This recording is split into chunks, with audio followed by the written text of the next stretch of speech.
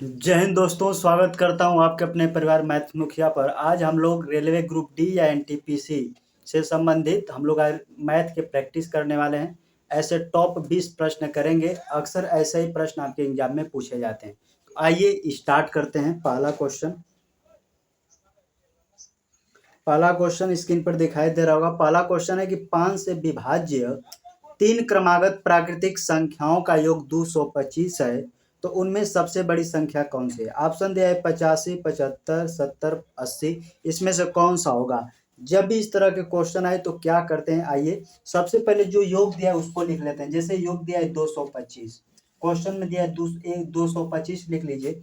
और आपको उस पर ध्यान देना है कि कितने के क्रमागत है। तो क्वेश्चन में कहा है कि 3 के क्रमागत, तो जितना के क्रमागत बोलेगा उतने से आपको भाग देना है। 3 का क्रमागत है तो 3 से आप इसमें भाग देंगे तो ये कटेगा पूरा। 3 सते 21, 3 पचे 15। ये जो 75 बार में कटा है ये बीच वाली संख्या आएगी। आपको 3 संख्या बनाना है तो एक इधर बना लीजिए, एक इधर बना लीजिए। लेकिन क्वेश्चन में कंडीशन लगा के कहा है कि 5 से विभाज्य होनी चाहिए और सबसे बड़ी संख्या। तो 75 के बाद अगली कौन सी संख्या आएगी जो 5 से कटेगी? तो कहेंगे सर 80। अब 75 से पहले कौन सा होगा? तो कहेंगे 70। सबसे बड़ी संख्या पूछेगा तो 80, सबसे छोटी संख्या पूछेगा तो 70। कभी कभार क्वेश्चन में कहता है तो बीच वाली संख्या बताइए, तो जैसे हम क्रमागत से योग में भाग देते हैं तो बीच वाली संख्या ही निकल जाती है। तो 3 से 225 में भाग दिए तो ये बीच वाली यानी कि मध्य वाली संख्या आ गया। इसी को मध्य कहता है या इसी को कभी काल औसत भी बोलता है। इसका सही क्वेश्चन होगा 80। ऑप्शन देखिएगा तो ऑप्शन नंबर डी बिल्कुल करेक्ट आंसर होगा। तो आइए देखते हैं अगला प्रश्न।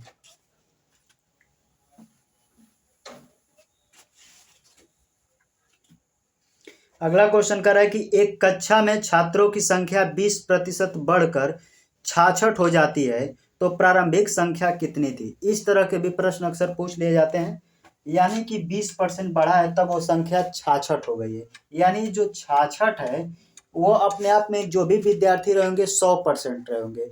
जैसे 20% बढ़ गया तो हो गया 120। यानी कि जो 66 है ये 120% का मान है। आपको प्रारंभिक में कितने छात्र थे पूछा तो प्रारंभिक में अपने आप में विद्यार्थी 100% थे, तो 100% का मान आपसे पूछा है। इस परसेंटेज से परसेंटेज को काट दीजिए, 1 जीरो से 1 जीरो काट दीजिए, 2 से काटेंगे 6 बार में, 2 से इसको काटिए 5 बार में, 6 से इसको काटेंगे 11 बार में, 11 का 5 में गुणा करेंगे, 11 पचे 55। यानी प्रारंभिक में 55 छात्र थे। आइए आंसर चेक करते हैं। तो ऑप्शन नंबर सी बिल्कुल करेक्ट आंसर होगा।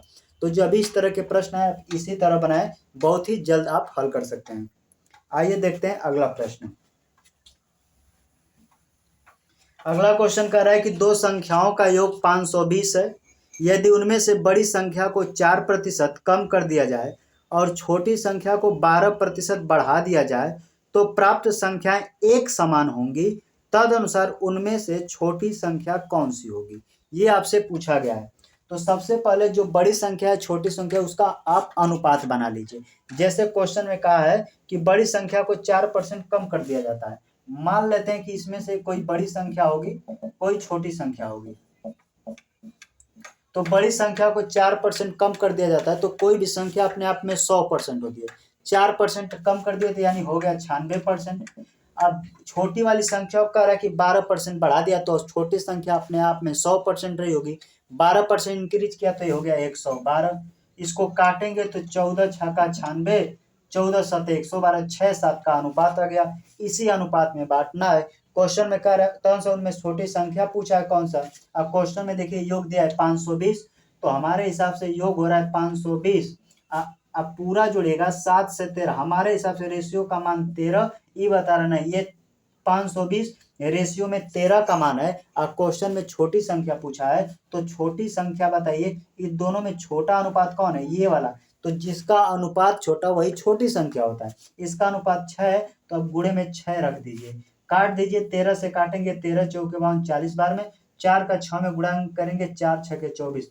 यानी छोटी वाली संख्या 240 होगा। अगर बड़ी संख्या पूछता तो आप 520 में से 240 घटा सकते हैं, या तो 520 13 तो सेम रहेगा, दोनों का योग मिलाकर 13 है, यहाँ पे 7 का गुणा करेंगे तो भी बड़ी संख्या आ जाएगी। ऑप्शन देखेंगे तो ऑप्शन सी बिल्कुल करेक्ट आंसर होगा। आइए देखते हैं अगला प्रश्न।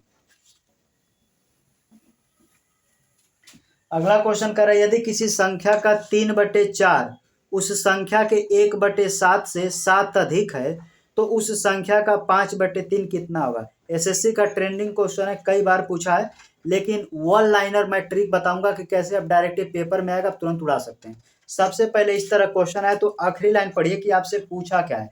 तो क्वेश्चन कह रहा है कि किसी संख्या का 3/4 उसी संख्या के 1/6 से 7 अधिक है, तो जो संख्या है उसका मैं 5/3 करूंगा तो कितना होगा। इस तरह के प्रश्न में जो क्वेश्चन दिया है 3/4 यानी कि जो फ्रैक्शन में भिन्न में मान दिया है उसको उठा लीजिए। तो उस संख्या का 3/4 उसी संख्या के 1/6 से 7 अधिक है, यानी कि आप माइनस कीजिएगा तो आगे क्वेश्चन कुछ न कुछ आएगा, लेकिन उतना ना कीजिए, डायरेक्ट देखिए, इसको छोड़ दीजिए, बस इधर का 4 उठा लीजिए और इधर का 6 उठा लीजिए।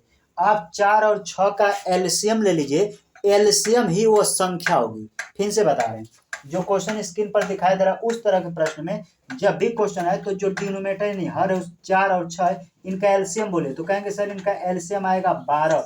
तो मान लीजिएगा हमेशा कि वो संख्या जो थी 12 थी। जब संख्या मिल गया 12 तो इसी संख्या का तो कह रहा है 5/3 कितना होगा, तो 5/3 निकाल लीजिए। 3 से इसको काटेंगे 4 बार में, 4 का 5 में गुणा करेंगे, 4×5 = 20, यानी संख्या उस संख्या का 5/3 कितना होगा, तो 20 होगा। ऑप्शन देखिएगा तो ऑप्शन सी बिल्कुल करेक्ट आंसर होगा।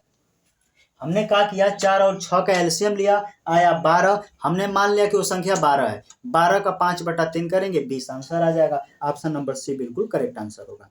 तो आइए देखते हैं अगला प्रश्न। अगला क्वेश्चन कर रहा है प्रथम 17 विषम संख्याओं का औसत क्या है, यानी 17 को विषम संख्या है तो उनका औसत कितना होगा। तो ये बिल्कुल आसान होता है, प्रथम विषम जितना संख्याओं का औसत कहता है वही उस संख्या का औसत हो जाता है। जैसे क्वेश्चन में लिखा है प्रथम 17 संख्याओं का जब औसत पूछा है, औसत प्रथम 17 विषम संख्याओं का, सॉरी क्वेश्चन है प्रथम 17 विषम संख्याओं का औसत कितना होगा, तो जितनी संख्या रहती है विषम में उसका औसत वही होता है। तो प्रथम 17 संख्याओं का जो औसत होगा वह 17 ही होगा, यानी कि प्रथम लगा दे, प्रथम विषम संख्या का औसत जो होता है, औसत वो n होता है। n कहने का मतलब ये कि नंबर ऑफ संख्या कितना विषम, जैसे 1 से लेकर 10 तक आप अंक लिखते हैं तो उसमें विषम अंक 4 विषम अंक जो आएंगे, जैसे 1 को विषम तो नहीं गिन सकते क्योंकि 1 अपवाद स्वरूप है, तो आप ऐसे भी लिख सकते हैं 3, 5, 7, 9। तो देखिए विषम संख्या कब आया, कहेंगे सर 4 गो है, तो ये सब विषम अंक है। तो ये विषम अंक जो है तो ऐसे लेकर 17 तक लिखेंगे तो 17 दूना के 34 यानी 35 तक अंक लिखेंगे तो आपको 17 गो माने 17 गो विषम संख्या पकड़ आएगा। तो क्वेश्चन में पूरा घुमा कर आपसे पूछा गया है कि प्रथम 17 विषम संख्याओं का औसत कितना, तो प्रथम 17 का है, प्रथम 18 का है, जितना कहे उसका औसत वही हो जाता है। तो क्वेश्चन में प्रथम 17 विषम संख्या का औसत कितना, तो 17 ही होगा। कल को क्वेश्चन में घुमाकर आपसे पूछ दे, ध्यान से देखिए, कल को क्वेश्चन घुमा के पूछे कि प्रथम 17 सम संख्याओं का औसत कितना होगा, तो एक बढ़ा के दीजिएगा। 17 पूछेगा तो आप उसका आंसर 18 दीजिएगा, क्योंकि प्रथम का एक बढ़ाकर होता है, यानी जितना रहता है एक बढ़ाकर। सम में वही हो जाता है, सॉरी विषम में वही हो जाता है, जिसे प्रथम 17 विषम संख्याओं का औसत कितना, 17। अगर क्वेश्चन पूछता है कि प्रथम विषम सम संख्या का औसत बताइए, 17 प्रथम 17 सम संख्या का औसत बताइए, तो 17 में जोड़ देते 18, वही आपका आंसर हो जाता। तो उम्मीद करते हैं ये आपको समझ में आया होगा। देखते हैं अगला प्रश्न। अगला क्वेश्चन है एसएससी सीपीओ का क्वेश्चन है, यह भी ट्रेंडिंग का क्वेश्चन है, कई बार पूछा गया है क्वेश्चन में। क्वेश्चन है कि कुछ प्राकृतिक संख्याओं का औसत 15 है। कितनी संख्या ये हमको नहीं पता, लेकिन कह रहा है कुछ संख्या है उनका औसत निकालेगा तो 15 आएगा।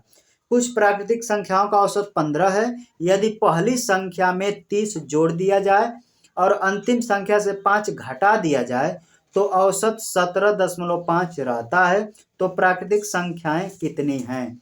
इसको अगर बेस से लगाइएगा, यानी जो ट्रेडिशनल तरीका होता है, तो बहुत लॉन्ग मेथड जाएगा, लेकिन एक लाइन में आंसर आपको सिखाऊंगा कि कैसे बनाना है। ध्यान से देखिए, पहले कह रहा है कि पहली संख्या में 30 जोड़ दे रहा है और अंतिम संख्या में से 5 घटा दे रहा है, यानी कुल मिला जुला के ऐसे समझिए, मैंने आपको 30 रुपया दिया, फिर आपको मैंने 5 रुपया आपसे मांग लिया, तो ओवरऑल मैंने आपको कितना रुपया दिया, तो कहेंगे सर 25 रुपया आपने दिया, बस क्वेश्चन का आंसर आ जाएगा। पहले औसत था 15, लेकिन ओवरऑल में देखिए हमें टोटल आपको कितना दिया, यानी संख्या में कितना जोड़ रहा है, पहले 30 जोड़ दे रहा है, फिर 5 कम कर दे रहा है, तो ओवरऑल संख्या में 25 जोड़ दे रहा है। कहेंगे हाँ सर 25 जोड़ दे रहा है। पहले औसत 15 था, अब 17.5 हो गया है, तो औसत कितना बढ़ा है, तो कहेंगे सर औसत 2.5 बढ़ा है। इसी 2.5 से इसमें भाग दे देंगे। 25 टोटल संख्या में जोड़ा, पहले औसत 15 था, अब 17.5 हो गया। अंतर औसत का देखेंगे तो 2.5 आया। जब 2.5 से इसमें भाग करेंगे तो टोटल संख्या आज पता चल जाएगा कि टोटल संख्या कितना था। अब देखिए यहाँ से एक 10 स्थान से 10 हटाएंगे तो एक 0 बढ़ा देंगे। 25 से 25 दामें 250, आंसर आ जाएगा 10, यानी प्रारंभ में या टोटल संख्या तो 10 थी। ऑप्शन देखिएगा तो पूछा है प्राकृतिक संख्याओं की संख्या कितना था, तो प्राकृतिक संख्याओं की संख्या 10 थी। ऑप्शन नंबर डी बिल्कुल करेक्ट आंसर होगा। इसको आप डायरेक्ट लगाइए, ट्रेडिशनल तरीका इसका बहुत लंबा होगा, तो आप ऐसा ही बनाए तुरंत आंसर निकल के चला आता है। ऑप्शन देखिएगा तो ऑप्शन डी बिल्कुल करेक्ट आंसर होगा। आइए देखते हैं अगला क्वेश्चन। अगला क्वेश्चन कह रहा है कि 6 संख्याएं आरोही क्रम में व्यवस्थित की गई हैं। क्वेश्चन को समझिए, 6 संख्याएं आरोही क्रम में व्यवस्थित की गई हैं। आरोही मतलब होता है घटते क्रम। आरोही क्रम में व्यवस्थित की गई हैं। प्रथम 5 संख्याओं का औसत 30 है और अंतिम 5 संख्याओं का औसत 25 है। तो प्रथम और अंतिम संख्याओं का अंतर पूछा है कि निकालिए कितना होगा। इसको आसान तरीका से पहले समझ लीजिए। जैसे हमने कोई संख्या, अगर 6 संख्या है तो मैंने इसको लिख दिया ABCD ग्रुप में, लेकिन अवरोही क्रम है तो घटते क्रम में लिखता हूँ, जैसे FEDCBA, 2 2 4 2 6 हो गया। तो कर पहली 5 संख्याओं का औसत 30 है।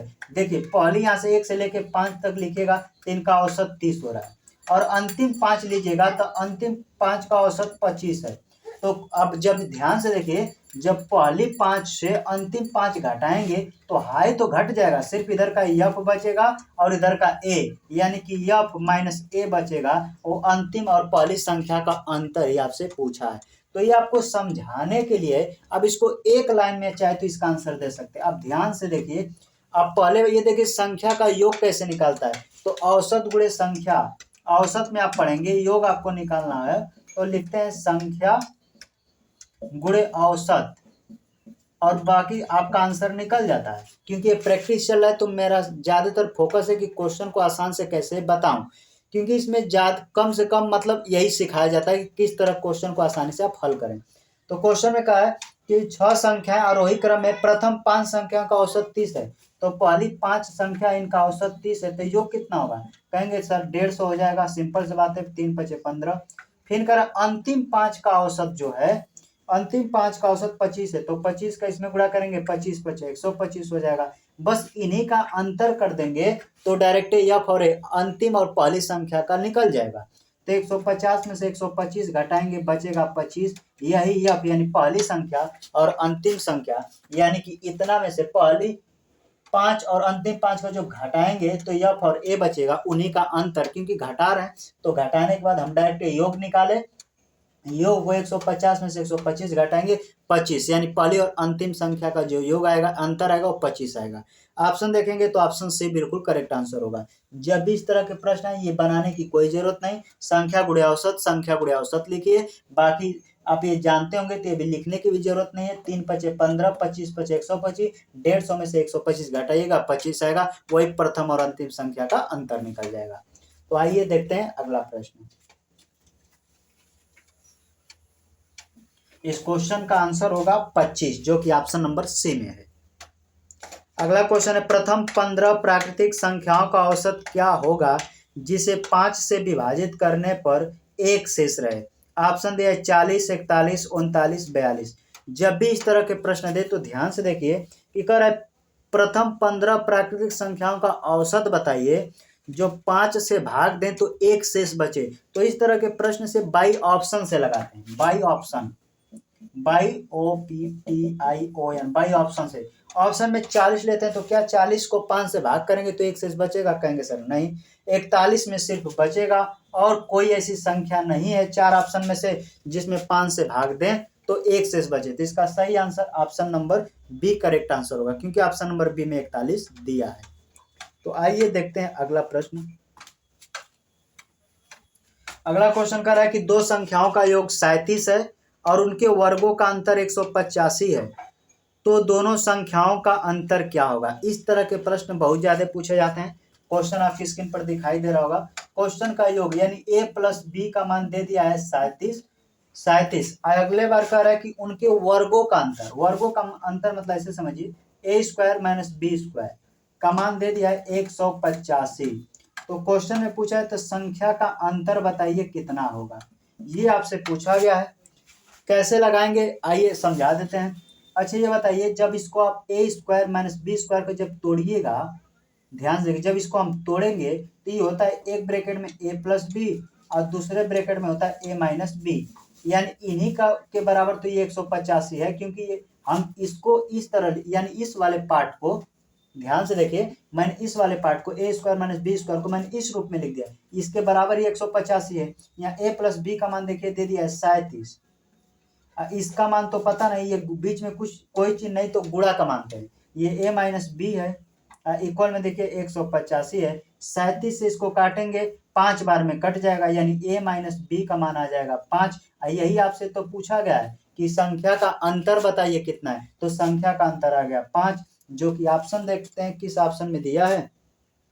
ऑप्शन देखेंगे तो ऑप्शन ए बिल्कुल करेक्ट आंसर होगा, क्योंकि ऑप्शन ए में 5 दिया है। तो आप जब भी इस तरह के क्वेश्चन दें ए स्क्वायर माइनस बी स्क्वायर को एक ब्रैकेट में ए प्लस बी दूसरे ब्रैकेट में ए माइनस बी पे तोड़ लीजिएगा, इन्हीं दोनों में से एक का मान देगा तो दूसरा का मान आपका पूछेगा। ए प्लस बी का मान दिया था, माइनस का पूछा था, 37 से 185 काटेंगे 5 बार में। हमने इसको कैसे काटा तो ध्यान से देखिए, 7 का ऐसा पहाड़ा पड़े जिसके अंतिम में 5 आएंगे, तो 7 पचे 35, 5 बार पढ़े तो 5 आ जा रहा है, बस मैंने 5 बार में काट दिया, बाकी 5 बार करेंगे तो लगभग आ जाएगा। एग्जैक्ट आया तो ए माइनस बी का मान 5 है। आइए देखते हैं अगला प्रश्न। ये सब जितने अपडेटेड क्वेश्चन हो रहे हैं, ज्यादातर एसएससी का जो ट्रेंडिंग क्वेश्चन है वो रेलवे एनटीपीसी और ग्रुप डी में पूछे जा रहे हैं, तो इस तरह के प्रश्न जरूर से जरूर बना के जाएं। आइए अगला क्वेश्चन देख लेते हैं। दो पूर्णांक जिनका गुणनफल 24 है कि योगफल का न्यूनतम मान निम्नलिखित में से क्या होगा। कह रहा है, क्वेश्चन को मैं समझा दे रहा हूं क्योंकि लैंग्वेज बच्चों को ज्यादातर समझ में नहीं आता। तो क्वेश्चन कह रहा है कोई दो पूर्णांक है जिनका योगफल 24 है, नहीं सॉरी, दो पूर्णांक जिनका गुणनफल 24 है, तो उनका योगफल जब हम जोड़ेंगे तो योगफल का न्यूनतम मान क्या होगा वो आपसे पूछा गया है। आइए देख लेते हैं। जैसे समझ लीजिए संख्या है 24 का कौन ऐसी संख्या, दो ऐसी संख्या लीजिए जिसको गुणा करने पर 24 आ जाए। तो ऐसे बहुत सी संख्या होगा, पहला होगा 1 और 24, दूसरा होगा 2 और 12, तीसरा होगा 3 और 8, चौथा होगा 4 और 6।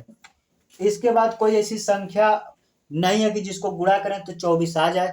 तो आप जो भी गुणा कीजिएगा तो अब रिपीट होने लगेगा, तो आपको छोड़ देना है। अब इस क्वेश्चन में बताइए सबसे न्यूनतम मान कौन है। 24 से 25 हो जा रहा है, 12 2 14 हो जा रहा है, 8 3 11 हो जा रहा है, लेकिन 6 4 10 ये हो जा रहा है। बस इन्हीं का योगफल पूछा है 6 और 4, तो 6 प्लस 4 जोड़ दीजिए, इनका योगफल आ जाएगा 10। यही आपसे पूछा है कि जो गुणनखंड करने पर 24 का जो न्यूनतम मान होगा उसी का योगफल कितना होगा, वही क्वेश्चन में पूछा गया। तो ऑप्शन नंबर डी बिल्कुल करेक्ट आंसर होगा, क्योंकि इसमें सबसे न्यूनतम मान 4 और 6 है, इनका गुणा करेंगे 4 6 के 24, और 4 सबसे न्यूनतम मान है, उन्हीं का योगफल पूछा है। 6 4 आप जोड़ देंगे तो आंसर 10 हो जाएगा, जो कि ऑप्शन नंबर डी में है। तो इस तरह के भी क्वेश्चन पूछे जाते हैं।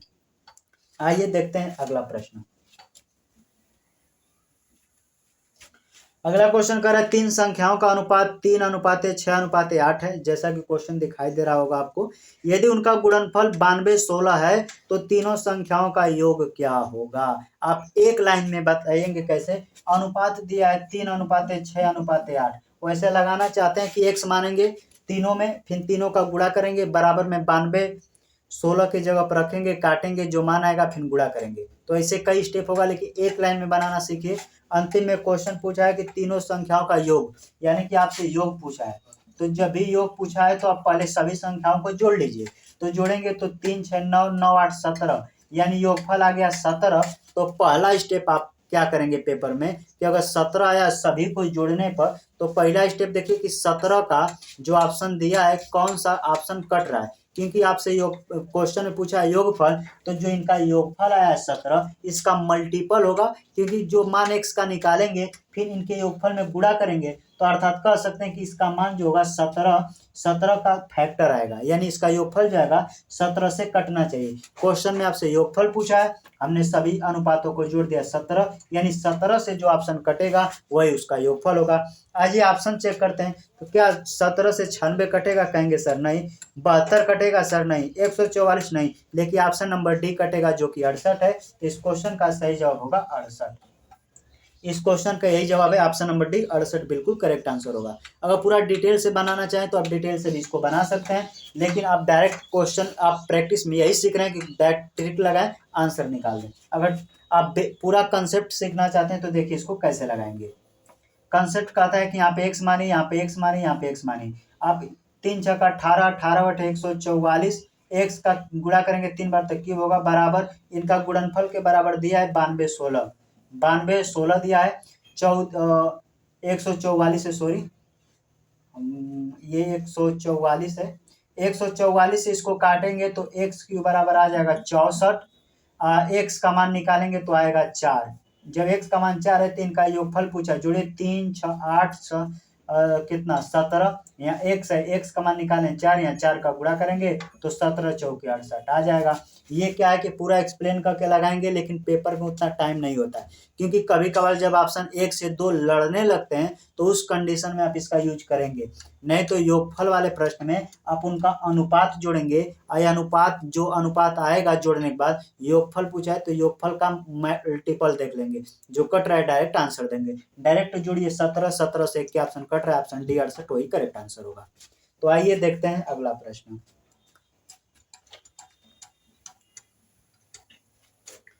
अगला क्वेश्चन है, गणित की एक परीक्षा में 5 उम्मीदवारों द्वारा प्राप्त अंक लगातार 5 विषम पूर्णांक में हैं। यदि उनके कुल अंक 185 हैं तो उच्चतम अंक कितने हैं। इस जो प्रैक्टिस सेट का पहला क्वेश्चन आप किए हैं उसी टाइप का सेम क्वेश्चन है, लेकिन क्वेश्चन घुमाकर आपसे पूछा गया है।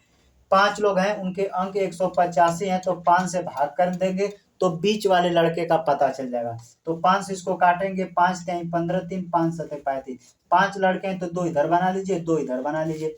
और कंडीशन का है कि विषम में होना चाहिए, यानी विषम पूर्णांक पूछा है तो सबसे उच्चतम मान। तो 37 के बाद अगला विषम बताइए क्या आएगा, कहेंगे सर 39। 39 के बाद अगला क्या आएगा, कहेंगे सर 41। सबसे उच्चतम मान 41 होना चाहिए, ऑप्शन नंबर सी में है। सबसे न्यूनतम पूछता तो 37 से 2 कम करते 35, 35 से 2 कम करते 33, यानी 33 नंबर जो पाता है वो सबसे न्यूनतम है, 41 नंबर पाने वाला सबसे उच्चतम है। तो इस तरह के भी प्रश्न हम बना सकते हैं। आइए देखते हैं अगला प्रश्न।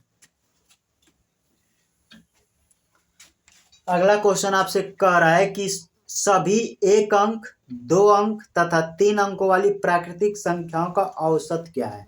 ये क्वेश्चन अगर ध्यान से आप नहीं पढ़िएगा, अगर थोड़ा सा दिमाग नहीं लगाएंगे तो आपको बहुत डिफिकल्ट लगेगा कि ये क्या कह रहा है।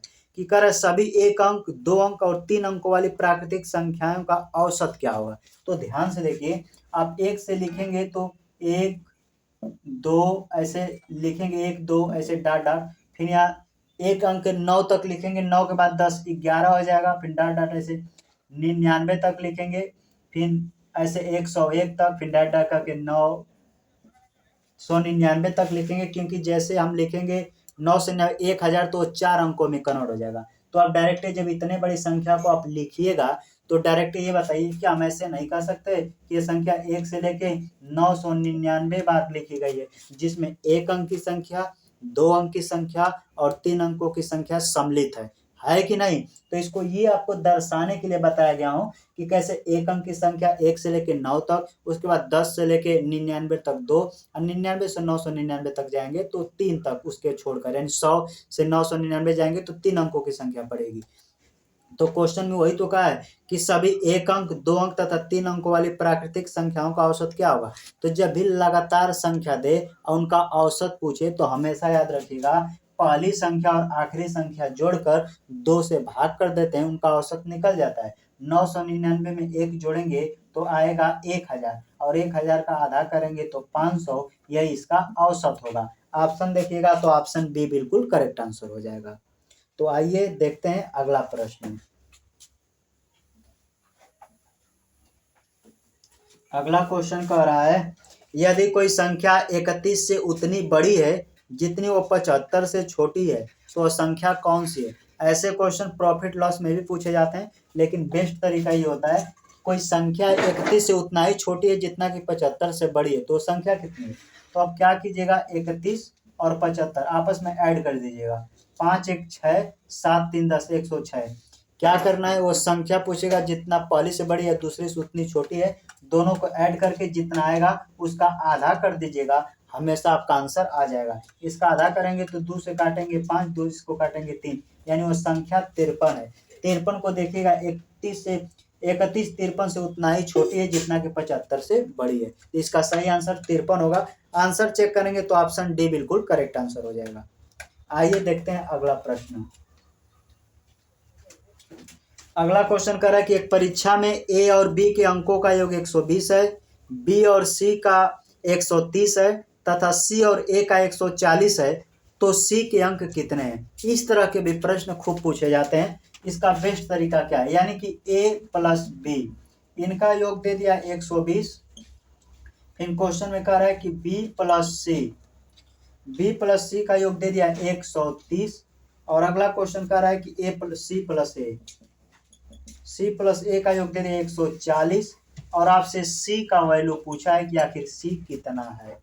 ध्यान से आप देखिएगा, इसमें तो ए 2 बार आया है, बी 2 बार आया है, सी 2 बार आया है। जब हम इसको जोड़ेंगे तो 2 बार आया इसलिए 2 कॉमन ले लीजिए। इसमें कहेंगे ए प्लस बी प्लस सी बराबर में जब इसको टोटल जोड़िएगा ये हो जाएगा 0, ये 4 3 7 2 9, यहाँ जोड़ेंगे तो 3, यानी कि सभी को जोड़े तो 390। इनको जोड़ेंगे तो लिखेंगे ना 2a 2b 2c, तो 2 बार है इसीलिए मैंने 2 कॉमन ले लिए। 2 से अब गुणा में रहता है, इधर करेंगे तो भाग हो जाता है। तो 339 का आधा कीजिएगा तो कितना, 2 1 कम 2, 2 9 18, 2 5 10, यानी 390 का आधा करेंगे तो 190, 195। इससे ये पता चल गया हमको कि ए बी सी तीनों का जो वैल्यू यानी मान होगा 195 होगा। और क्वेश्चन में आपसे पूछा है कि हमको सी का मान बताना है, तो सी बताइए। अगर ए बी सी में से हम ए बी को घटा देंगे तो सी का मान पता चल जाएगा। ए बी का मान 120 है, इसमें से 120 माइनस कर दीजिए तो यहाँ घटाएंगे तो 5, 9 में से 2 घटाएंगे 7 और ये कैंसिल हो जाएगा, यानी सी का मान सिर्फ 75 होगा। तो यहाँ पे सी का मान आपसे पूछा था, सी का मान 75 यानी कि 75 सही आंसर होगा। आपको लगाने का यही तरीका है कि पहले सभी को जोड़ लीजिए, जो संख्या 2 बार आए उसको 2 कॉमन कर लीजिए, बाकी ए बी सी का मान पता चल जाएगा। और जिसका पूछा है सी का पूछा है तो ए बी को घटा दीजिए, बी का पूछता तो सी ए का घटा देते, बाकी आंसर निकल जाता। तो इसका सही आंसर 75 होगा। आइए ऑप्शन देख लेते हैं। ऑप्शन देखेंगे तो ऑप्शन डी बिल्कुल करेक्ट आंसर हो जाएगा। तो आइए देखते हैं अगला प्रश्न।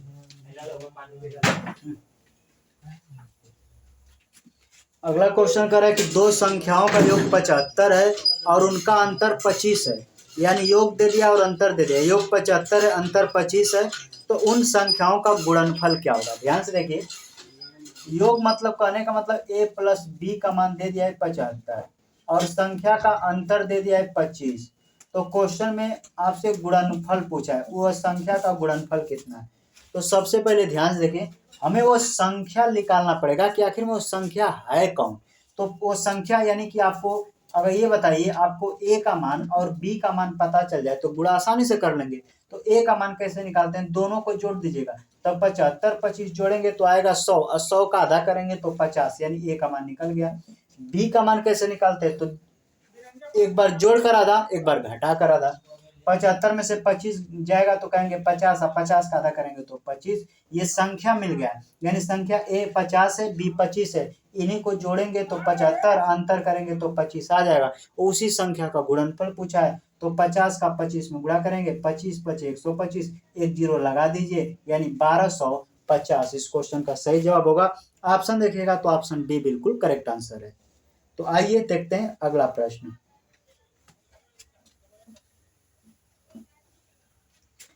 अगला क्वेश्चन सिंप्लीफिकेशन का है, अभी ट्रेंडिंग क्वेश्चन है, खूब पूछा जा रहा है, 0.777 ऐसे करके दिया है।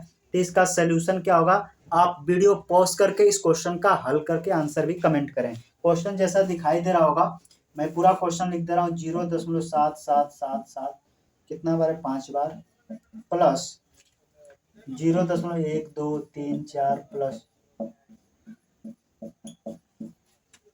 यहाँ दशमलव लगा देंगे एक स्थान पे, फिर यहाँ पे प्लस 0.7 है, फिर यहाँ पे प्लस 0.07 है। तो पहले मैं ध्यान से देखिए, ये क्वेश्चन है, इनको जोड़ना है, इसका आंसर कितना है आपको बताना है। तो सबसे पहले हम क्या करते हैं, यहाँ तक संख्या को जोड़ लेते हैं, क्योंकि ये एक एक देखिएगा, इसके बाद इसके बाद इसके बाद, यानी दशमलव के जस्ट बाद अंक है, दशमलव के जस्ट बाद, लेकिन यहाँ दशमलव के जस्ट बाद अंक नहीं है, तो हम इसको छोड़ देते हैं, इस पार्ट को पहले हम जोड़ लेते हैं। तो जोड़ने का तरीका कैसे, ध्यान से देखिए, इसमें 7 है तो 7 हम इसमें कॉमन ले लेते हैं। जब 7 किसी से कॉमन ले लिया जाता है तो इसका मतलब ये होता है कि 7 में सभी से हमने भाग कर दिया। तो 7 में जब इससे भाग करेंगे तो 5 गए तो 5 गो एक आ जाएगा, दशमलव, यानी 1 1 2 3 4 5 प्लस, ये 4 है तो 4 बार लिखेंगे दशमलव लगा के, 2 3 4 प्लस, ये 3 बार है तो पॉइंट लगा के 1 2 3 प्लस, ये 2 बार है तो पॉइंट लगा के 1 2, यानी 2 बार, ये 1 बार है तो दशमलव 1, यहाँ तक तो नहीं जुड़े तो प्लस 0.07 रहेगा। क्यों नहीं उसको जोड़े, क्योंकि दशमलव के बाद अंक नहीं, वो 0 में था। अब इसको देखिए, ये जो 1 2 3 4 का क्या 10, इसको जोड़ने का तरीका कैसे होता है, तो ऐसे जोड़िए, ये 7 तो रहेगा, हम जोड़ रहे हैं, 1 2 3 4 5 है तो 5 लिखिए, ये 4 गो एक है तो 4 लिखिए, ये 3 गो है तो 3 लिखिए, फिर 2 है, फिर 1 है, फिर उसके बाद देखिए अधिकतम कितने स्थान पे दशमलव था, तो कहेंगे 1 2 3 4 5, तो 1 2 3 4 5 स्थान पे दशमलव लगा दीजिए। अब प्लस ये वाला तो छूटा हुआ है, यानी 0.07। अब ध्यान से, अब इसका गुणा कर दीजिए और इसको जोड़ देंगे, आपका आंसर आ जाएगा। 7 का 1 में गुणा करेंगे तो 7 एक कम 7, 7 दूना के 14, 7 एक 21 22, 7 चौके 28, तो 30 को 0, 7 पचे 35, अब 35 3 38, 1 2 3 4 5 स्थान पे दशमलव, 1 2 3 4 5 स्थान पे दशमलव लगा दीजिए।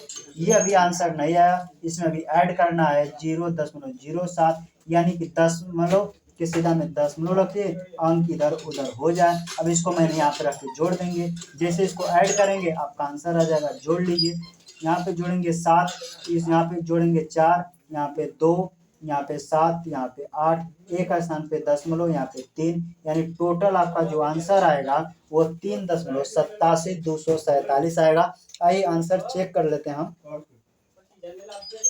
आंसर चेक करेंगे तो 3.87 247 ऑप्शन नंबर डी में दिया है। तो इस तरह रिपीटेशन वाला क्वेश्चन बहुत ज्यादा पूछा जाता है। तो आप जो भी जिस संख्या का रिपीटेशन हो रहा है उसको आप कॉमन ले लीजिए। जैसे 7 का रिपीटेशन है, 7 हमने जैसे कॉमन ले लिया, तो कॉमन लेने का मतलब है कि उसी संख्या में 7 से आपने भाग दे रहे हैं। तो जैसे आप 7 से भाग करते हैं तो संख्या एक एक रूप में आ जाती है। तो आप ध्यान से देखेंगे कि दशमलव के बाद अंक है, लेकिन आखिरी में दशमलव के बाद अंक नहीं, 0 है, इसीलिए हमने वहां पे उसके स्टॉप करके बाकी भाग देकर सभी को एक वाले फॉर्मेट को जोड़ने का तरीका ये होता है कि 5 गो एक है तो 5, 4 गो एक है तो 4 लिख लीजिए, 3 गो एक है तो 3, 2 गो 2 है तो 2, 1 एक है तो 1। इसको इसी फॉर्मेट में लिखेंगे तो जोड़ा गया। बाकी 7 का गुणा करके इसको अंतिम में जोड़ दिए। जितना स्थान पे दशमलव, अधिकतम कितने स्थान पे दशमलव क्वेश्चन में देख लीजिए, उतने स्थान पे दशमलव लगा देंगे, आपका आंसर आ जाएगा। इसका आंसर ऑप्शन नंबर डी बिल्कुल करेक्ट आंसर होगा। तो आइए देखते हैं अगला प्रश्न।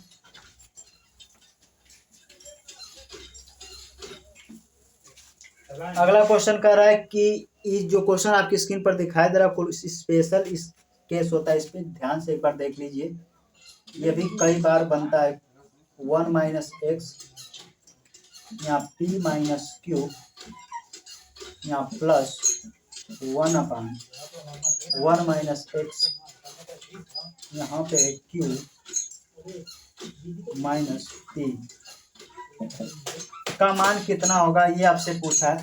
जब भी इस तरह कंडीशन में क्वेश्चन पूछे और कोई भी अंक न दे, ज्यादातर इनवर्स या इस रूप में लिखे, तो उसका सदैव आंसर 1 होता है। इसका जब सॉल्यूशन कीजिएगा तो इसका आंसर सदैव 1 होगा। मैं इस पे एक वीडियो लेकर आऊंगा जो स्पेशल केस होता है कि इसका आंसर सदैव 1 होता है। तो इस तरह के जब भी प्रश्न दिखे तो उसका आंसर सदैव 1 होगा। ऑप्शन देखिएगा तो ऑप्शन बी बिल्कुल करेक्ट आंसर हो जाएगा।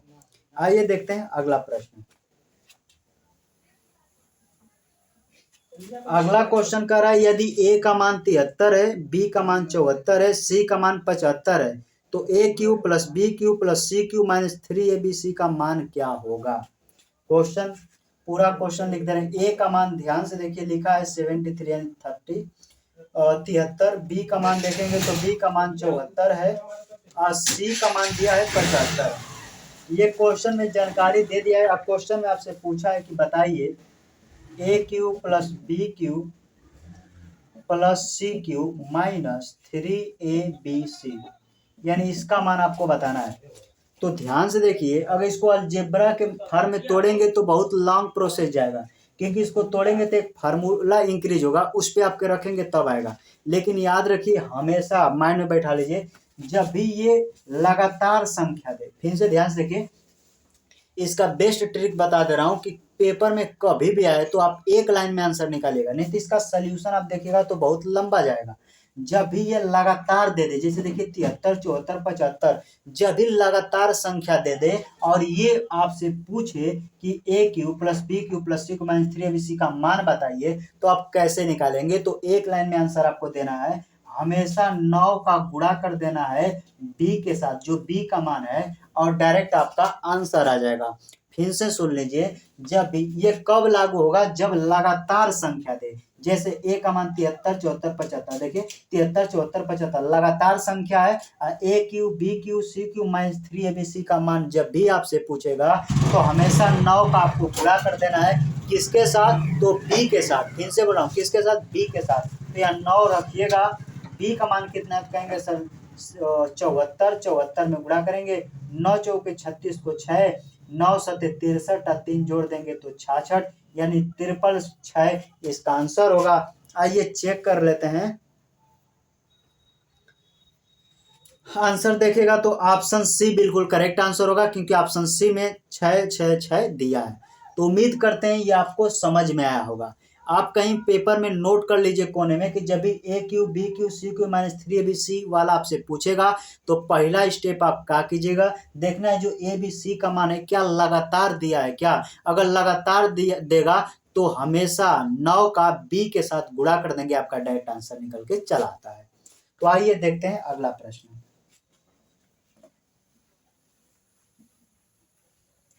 अगला क्वेश्चन कर रहे हैं, यदि a प्लस बी का 40% बराबर a माइनस बी का 60% है तो 2a minus 3b a plus B कितना होगा। उस तरह तो लड़के अनुपात बनाते हैं, लेकिन तिरछा गुणा उड़ा करके आप ए बी का अनुपात निकालना आसानी से सीखिए। अंतिम में क्वेश्चन जो आपसे पूछा है वो कह रहा है कि हमको बताइए 2a माइनस 3b ये बराबर है a प्लस बी के, यानी कि इसका मान पूछा है। तो क्वेश्चन में लिखा है, देखिए a प्लस बी का 40% ये इक्वल है a माइनस बी के 60% के बराबर है। यहाँ पे ध्यान से देखिए, अगर यहाँ पे a और b का मान मिल जाएगा तो आप कितना आसानी से लगा सकते हैं।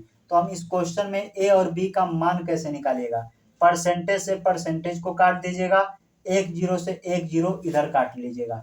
अगला स्टेप क्या करना है, इन दोनों को जोड़ लीजिए, 6 4 जोड़ेंगे 10, 10 का आधा करेंगे 5, a का मान जिस तरह एक बार जोड़ के निकालते हैं उसी तरह एक बार अंतर करके निकालते हैं। तो 6 में से 4 घटाएंगे 2 और 2 में 2 से भाग करेंगे तो 1 आ जाएगा। ये आपका अनुपात आ गया, इसी में पुट कर दीजिए, रख दीजिए, आपका आंसर आ जाएगा। a की जगह पर रखेंगे 5, 5 दूना के 10 और 3 में 1 करेंगे तो 10 में से 3 जाएगा 7 हो जाएगा। यहाँ जोड़ के लिखना है तो 5 1 जोड़ देंगे 6, यानी फाइनल आंसर आएगा 7 और 6। a के जगह पर 5 रखे, b के जगह पर 1 रखे, माइनस है तो माइनस किए, जोड़ना है तो जोड़ दिए। आइए आंसर देख लेते हैं। आंसर देखेंगे तो ऑप्शन ए बिल्कुल करेक्ट आंसर होगा, क्योंकि ऑप्शन ए में 7/6 दिया है। तो आइए देखते हैं अगला प्रश्न। इस तरह के प्रश्न जरूर से जरूर आप हल करके ही पेपर में जाएं। अगला क्वेश्चन कर रहा है कि एक ब्रैकेट में 203 प्लस 107 का होल स्क्वायर, यानी पूरे का होल स्क्वायर माइनस 203 माइनस 107 का होल स्क्वायर का मान पूछा है। आइए कौन सा तरीका होगा बेस्ट, वही देखते हैं। वैसे जब भी आपको कुछ बड़े बड़े डाटा दे, ज़्यादातर 1 और 2 संख्याएं हो और इन्हीं का कई बार आपस में मेल जुल करके बहुत ही बड़ा कैलकुलेशन बेस्ड क्वेश्चन आपको दिखे, तो 90% केस होता है कि वो फार्मूला पर ही सेट होते हैं, और फार्मूला पे सेट हो जाते हैं तो इनको बनाना आसान हो जाता है। जैसा कि क्वेश्चन में देखिए, अंक इसमें बस 100, 200, 3 नज़र और 107 इसी संख्या का एक बार जोड़कर एक बार अंतर करके होल स्क्वायर नजर आ रहा है, अर्थात ये फार्मूला पर ही टूटेगा। तो क्वेश्चन है, पहले ब्रैकेट में 203 प्लस 107 का होल स्क्वायर माइनस 203 माइनस 107 का होल स्क्वायर का मान पूछा है कितना होगा। सबसे पहले ध्यान से देखिए, एक फार्मूला होता है a प्लस बी का whole square minus a minus B का होल स्क्वायर। ये आपसे पूछेगा किसके बराबर होता है, तो ये 4ab के बराबर होता है। इसका मतलब ये है कि संख्या जितना लिखा गया है उसमें 4 का गुणा करेंगे a और b के साथ। a का मतलब 203, b का मतलब 107 है, तो संख्या पता चल जाएगा। तो बस यही इससे कंपेयर करेंगे तो देखिए a प्लस बी की जगह पर ये लिखा है, a माइनस बी की जगह पर ये लिखा है, तो 4 तो रहेगा, a मानेगा ये a है, ये b है। a का मान है 203 और b का मान है 107। बाकी कैलकुलेशन करके आंसर लिखना है, लेकिन इसमें भी आपको स्मार्ट काम करना है। पहले इकाई अंक का गुणा कर लेते हैं, 7 तिरिक 21 को 1 चौके 4, यानी आपको पता चल गया कि इकाई अंक 4 आएगा। तो ऑप्शन देखेंगे तो ऑप्शन ए और सी तो नहीं हो सकते, क्योंकि इकाई अंक 4 आना चाहिए। अब आपको कंफ्यूजन है कि ऑप्शन बी होगा कि ऑप्शन डी होगा, तो एक स्टेप और कीजिए। जब भी संख्या का 4 में गुणा कर दे रहे हैं तो हमको ये पता चल गया कि जो संख्या आएगा सर वो 4 का मल्टीपल होगा, और 4 के विभाज्यता का नियम कहता है कि जिस संख्या के अंतिम के 2 अंक 4 से कटते हैं वही आपका आंसर होगा। तो ऑप्शन देखिएगा, तो ऑप्शन डी तो नहीं कट रहा है, लेकिन ऑप्शन बी कट जा रहा है। तो इस क्वेश्चन का सही जवाब होगा ऑप्शन नंबर बी, यानी 86,884, यानी 86,884 ऑप्शन नंबर बी बिल्कुल करेक्ट आंसर होगा। तो जब भी फार्मूला बेस्ड क्वेश्चन दे तो आप इसी तरह बना सकते हैं। आइए आज का आखिरी प्रश्न देख लेते हैं।